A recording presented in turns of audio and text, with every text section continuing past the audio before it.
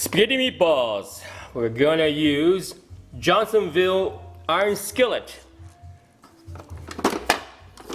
Just swap it out.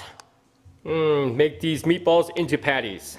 So you pop these things out. Up here. This one goes on top. Snap in.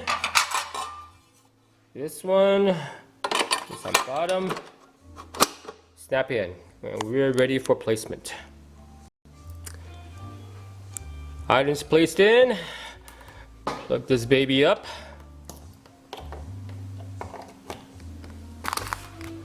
And just close it.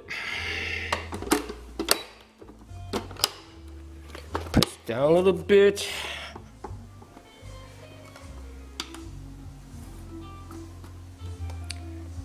"20 minutes, it should be done." Oh yeah, that thing's bubbling away.